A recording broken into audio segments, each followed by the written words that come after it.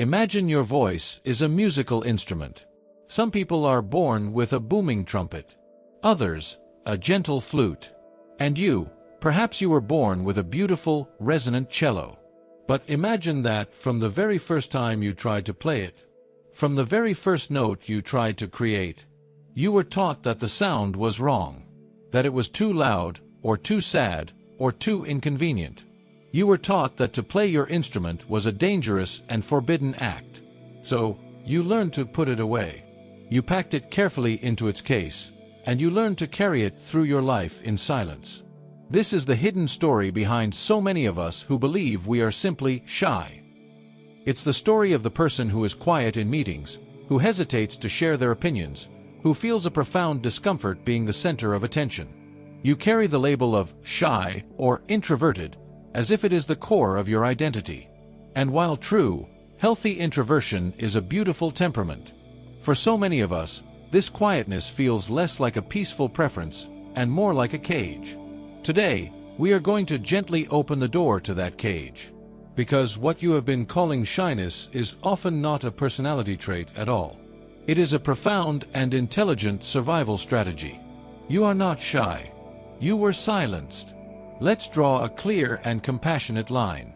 There is a difference between a quiet nature and a silenced one. A quiet nature chooses silence.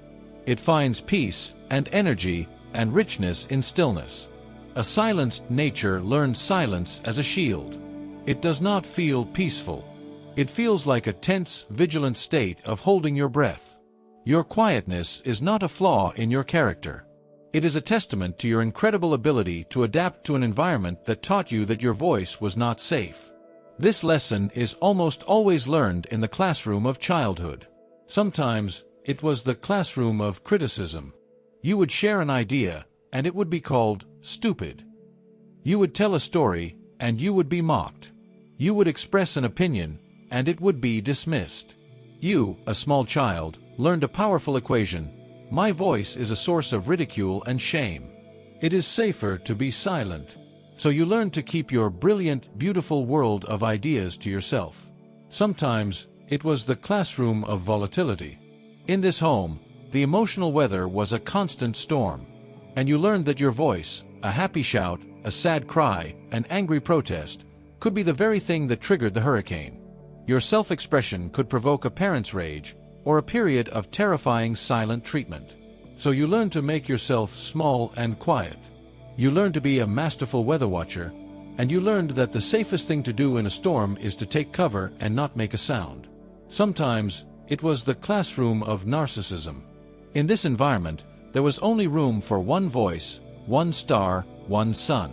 And it was not yours. Your job was to be the audience, the echo, the admirer. To have your own separate opinion, your own different desire, was seen as an act of profound rebellion. It was a threat to the fragile ego of the person you depended on for your survival. So you learned to silence your own voice, and to become an expert at amplifying theirs. And for many, it was the heartbreaking classroom of neglect. In this home, your voice was not punished. It was simply ignored. You spoke, but no one was listening. You cried, but no one came. You called out, and you were met with a vast, empty silence. And you learned the most devastating lesson of all. My voice does not matter. It has no impact. It is better to be silent than to speak into a void. And so you arrive in adulthood, carrying your beautiful cello, still locked in its case. And the silence you were taught to survive in childhood now shapes your entire world. It shows up as what we call social anxiety. This is not just a preference for being alone. It is a deep, physiological fear of being seen and heard.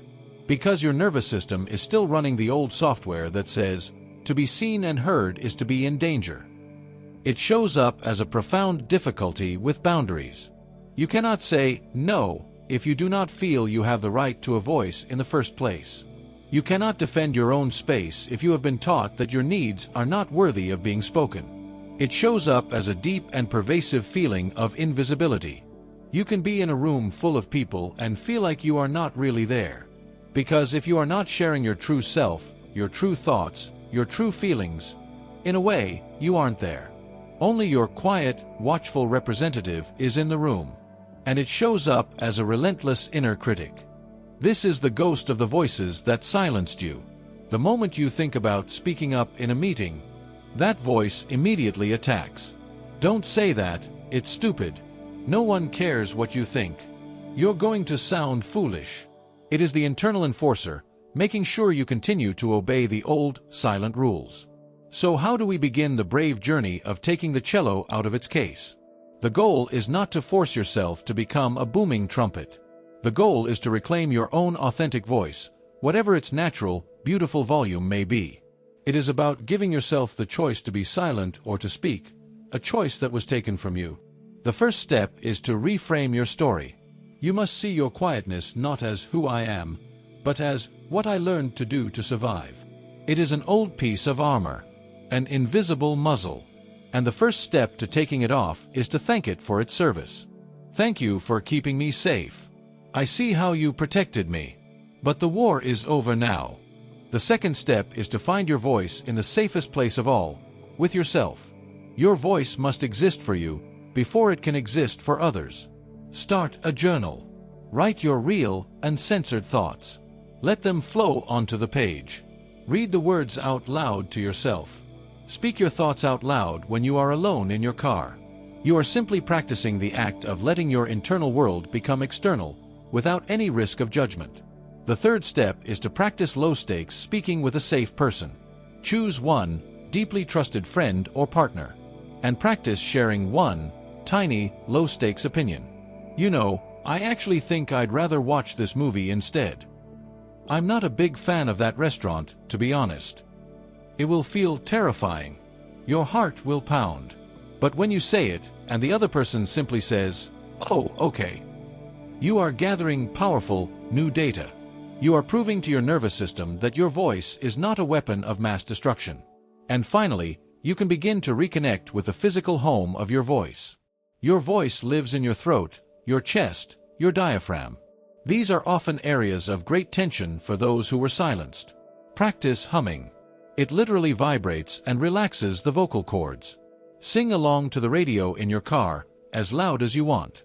Practice deep belly breaths, feeling your diaphragm expand. You are physically reclaiming the instrument you were taught to put away.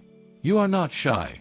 You are a survivor of a world that did not have the capacity for your truth. Your silence was your sanctuary. And the journey now is not about learning to be loud. It is about learning that you are finally safe enough to make a sound. It is about gently taking your beautiful, resonant cello out of its case, and giving yourself permission, finally, to play your own song. If this video was helpful for you, please show your support by clicking the like button. To continue this journey of healing, subscribe to the channel and turn on the notifications. And if you know someone who thinks they are just shy, please share this video. It might be the first time they've ever considered that their silence has a story. Thank you for watching. You are allowed to have a voice.